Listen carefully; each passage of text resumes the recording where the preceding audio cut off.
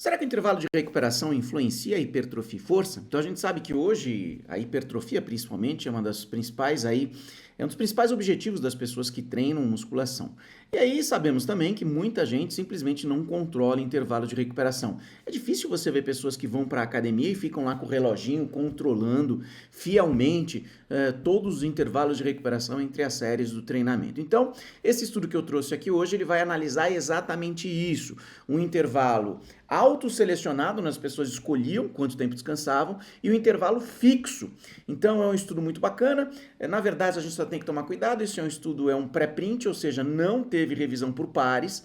Então os dados aqui eles têm que ser vistos, eles têm que ser analisados aí, né, interpretados com uma certa cautela, porque o artigo ele ainda não foi enviado para revisão de pares, para ser publicado em uma revista aí, tá legal? Então, basicamente, o que os autores fizeram? Eles pegaram 40 homens e mulheres treinados e dividiram aí em um grupo que eles consideraram como self, que era um intervalo autoselecionado, ou fixed. O fixed é um intervalo de aproximadamente 2 minutos.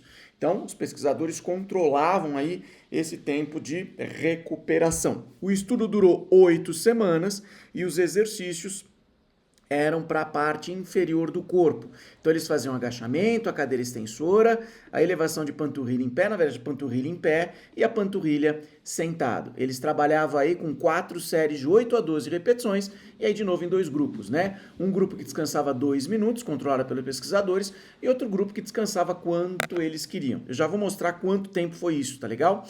E aí eles analisaram a espessura muscular, por ultrassom, a força dinâmica e a isométrica e também a resistência muscular localizada em relação aí às melhoras da força, possíveis melhoras da força.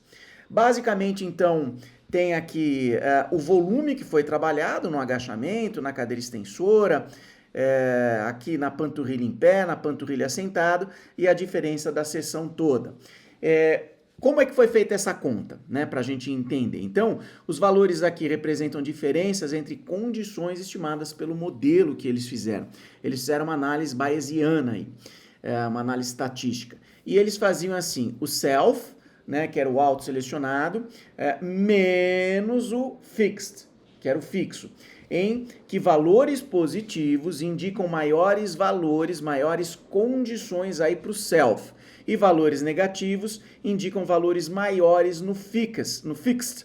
Então, ou seja, aqui você tem o agachamento, ele está negativo. Então, esse negativo indica que o volume foi maior aí quando você tinha a condição fixa aí, quando o intervalo era fixo. Já em relação à cadeira extensora, panturrilha em pé, panturrilha sentado, o valor era maior, o volume era maior quando as pessoas escolhiam o tempo que iriam descansar. E de forma geral, o volume foi maior, o que já é esperado, né?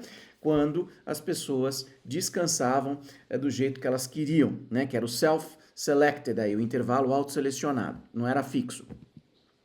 Bom, a duração da sessão. O intervalo determinado pelos pesquisadores de aproximadamente 2 minutos, a sessão durou 56 minutos aproximadamente, e quando os voluntários escolhiam quanto tempo queriam descansar, durou 78 minutos. Então, assim, é uma diferença importante que a gente tem que considerar, hein, pessoal? Você ficar aí 20 minutos a mais, 22 minutos a mais na sessão, é bastante coisa, é o tempo do banho, né, se você for levar em consideração aí. Se for um banho rápido, tempo de tomar banho e se trocar ainda, se está atrasado para o trabalho. Então, a percepção subjetiva de esforço entre o fixo e o autoselecionado não teve diferença, foi basicamente a mesma numa escala de 0 a 10. E aí, vamos ver agora o que interessa. Eles analisaram aqui, na verdade, tudo isso daqui, ó, é hipertrofia. Então, eles analisaram a lateral da coxa, a medida 30%, 50% e 70%. E aí a parte anterior da coxa, a medida 30%, 50% e 70%. Então eles pegaram 3 pontos aí da coxa para analisar. Aqui tem a força isométrica, aqui um RM do agachamento e aqui um teste de repetições até a falha aí. Então, basicamente, não houve diferença através da análise bayesiana. Então, você tem o rosinha aqui, o intervalo fixo, e o azulzinho, meio marca d'água aí, o autoselecionado. E aí percebo que o tamanho do efeito aí é pequeno em relação às variáveis de hipertrofia, de pequeno a médio aí, moderado. Mas percebe que uma situação se interpõe à outra, ou seja, elas estão aí mais ou menos numa mesma condição. Então não houve diferença entre as condições para hipertrofia nos pontos analisados de membros inferiores aí da coxa. Além disso, quando se fala em força através do torque isométrico, através de um RM do agachamento e através da resistência de força, também não houve diferença entre as condições. Isso fez os autores concluírem que, em intervalos de descanso autoselecionados, produziram adaptações musculares semelhantes ao intervalo fixo, de aproximadamente 2 minutos. Porém, como eu já falei, aumentaram bastante o tempo de treino. Então, os autores concluem que prescrever um intervalo de 2 minutos entre as séries parece ser uma estratégia mais eficiente em termos de tempo. E aí isso não compromete a adaptação muscular, não, nem em relação à hipertrofia, nem em relação à força. Então tá aí, 2 minutinhos, tá de bom tamanho, pessoal. Beijo no coração e até o próximo vídeo.